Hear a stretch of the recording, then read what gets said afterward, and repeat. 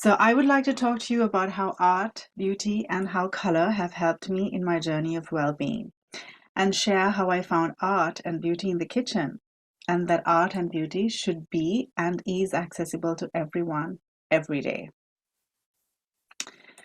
So, beauty does not bring happiness to those who possess it, but to those who love and worship it, says Hermann Hesse.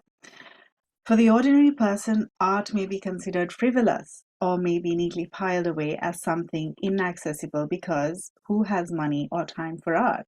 Art is for the rich, right? But when you cannot afford to convert your house into an art gallery, you can discover beauty right in the heart of your home. There is one room in your house that converges beauty, that titillates all of your senses. And that, my dear friends, is a humble but mighty kitchen.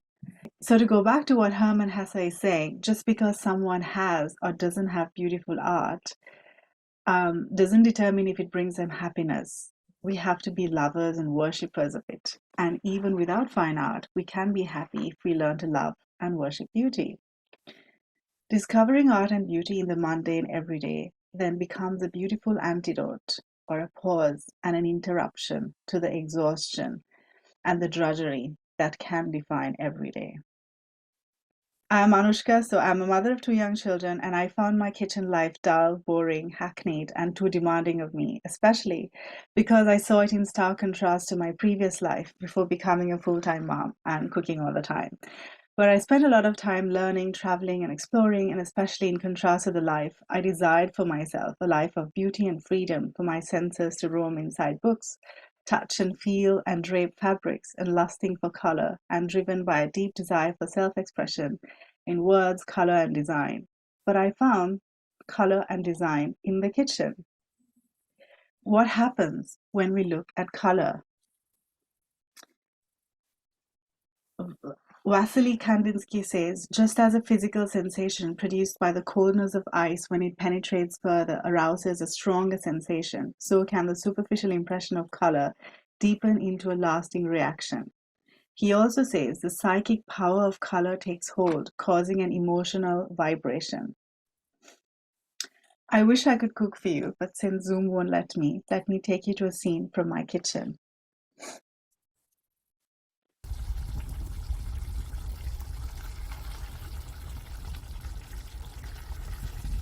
You hear the bubbling of the curry, I hope. You smell the aroma of the spices, and you see how tomatoes dissolve and disappear, leaving only their skins behind and banding together with other ingredients to form a rich, thick, and succulent sauce. And when it enters your mouth, you are hit with a smorgasbord of flavors, from star anise to cinnamon to cumin to cardamoms to chili. As I stir pots of curries, I inhale the fresh scent of lemongrass that clears my mind, admire the simplistic beauty of star anise, and I am brightened by the boldness of the yellow shells that lemons live beneath, and taste the sweetness of plump medjool dates. But even as I achieve transcendence through these simple everyday ingredients, flavors, and aromas, I am surrounded by the chaos of hungry kids whose snack to tide over until dinner is ready has spilled all over the floor, making the kitchen the scene of a flood of milk. Or a stubborn primary schooler refusing to sit still and go over spellings. Sniffing star anise doesn't change this, but it surely elevates my mind to a place of zesty wonder, awe, and tranquility. My reality doesn't change, but my mind is in a better place and makes chaos more tolerable. By putting that extra bit of effort into the everyday, I'm also telling my children that they matter, and I draw the contours of possibilities of beauty that a simple breakfast of scrambled egg can transport us to the African savannas. More on that later. Sarah Clarkson, one of my favorite authors, says, our ordinary is worth the investment of great beauty. Our ordinary is worth celebration. Our everyday is precious. It's where all the rich and tiny things take place that make a symphony and story of our days. Here's a little video to watch.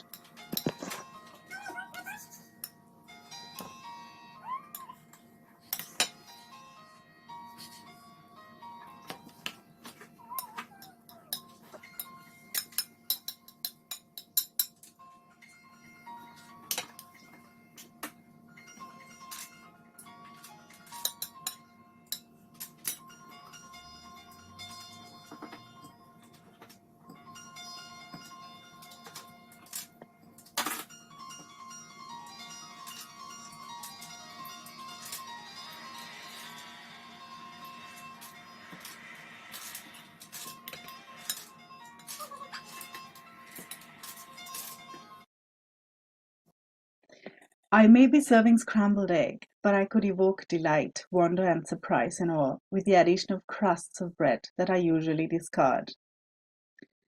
Each time I whip up a flavorful bowl of porridge, sprinkling a few drops of my son's favorite almond extract, I am in defiance of plainness and everydayness, and sprinkling love and making my son feel like I'm serving him glittering gold that shimmers his heart. Creating food art that brings delight and a sense of awe to my children mocks their tantrums and mocks my drudgery. When bread crusts that are discarded are used to give spots to a giraffe, I am defying the ugliness and uselessness of crusts and making it a part of beauty and telling my kids that beauty doesn't need the hands of Picasso or paints from a boutique art store. Throwaway breadcrumbs are just fine. This is a cake I made for my friend Alice. Please take a look at it for a few seconds and let's talk about beauty. So Stemmler juxtaposes pain and beauty. Beauty promises happiness. It invites fascination. It has an expansive quality. It makes you forget. It's widening personally. It creates connections. It makes you share. It attracts. And there's an element of extroversion. I draw my kids into beauty and talk about what I make, and I build a better connection with them. And by sharing my food art with other moms on social media, I build a connection with them. And they in turn try to replicate them in their kitchens and build stronger bonds with their children. So this is what beauty does. So let me walk you through a mini virtual exhibition of food art or kitchen art. This is a cake. This is sort of a empanada or a pastry, meatballs and potatoes, fried rice, quinoa with corn and prawns, roast chicken and potatoes, quinoa with ground turkey, and this is chicken biryani, pancake with pistachio spread, and this is roast beef with mashed potato and a salad. And these are stuffed bread rolls. So my kids place their spinach leaves next to the mouth of the animals and said that they've taken a bite of the spinach. So that's my co-creators. This is pad thai with mussels. So my goal is to flourish myself and also introduce well-being to my children through beauty and art. Can anyone do this? Yes, you absolutely can. Do you need any special tools to create this type of art? You don't. And how do you start? You can say, I'm not artistic, I'm not creative, I just, pile food on a plate and give my kids. You can start with a simple smiley face. You can look at a picture on the internet. Sometimes I look at the ingredients and I feel that, an ear of an animal pops out at me and then I make a cat or a dog. But, you don't need a lot of time, you don't need any tools, and it doesn't actually require much of you to create art with food or, for that matter, with any material around you. So I want to bring in Martin Seligman's PERMA model. I feel that, what I do fits right in. So I create positive emotions by bringing beauty and joy to the kitchen. There's engagement on my part and on the part of the kids. I ask them what they like. When I make art, sometimes they try to make art themselves, and it strengthens relationships. As a parent, it strengthens my relationship with the kids, and it also gives me meaning. Something that I do every day, a chore that, can be quite dull, can be quite boring and repetitive. I see it in a different light. And also, it gives me a sense of well-being in the kitchen. I am more mindful, I pay more attention to the ingredients, to the process, and also to the consumer, my kids who are eating this food. And it's also a nice way to talk about nutrition, about the ecosystem, how everything is connected, and how, where the food comes from, what are we eating, why are we eating this, and, what ingredients go in the food so we have better relationships with food as well.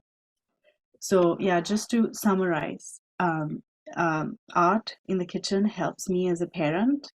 It helps me to become more mindful. It helps me to express creativity, brings beauty and joy, and it elevates the ordinary into extraordinary. And I believe that it helps the well-being of children as well. It's a means of expression for them. They learn a lot. It strengthens the bonds and it's fun. And this is a roasted chicken with focaccia bread and grapes. And I made a lady out of it. So I think we should democratize art, that art should be for everyone every day. It shouldn't, be limited to the art galleries. That's my email address, and I'm on Instagram if anybody wants to get in touch.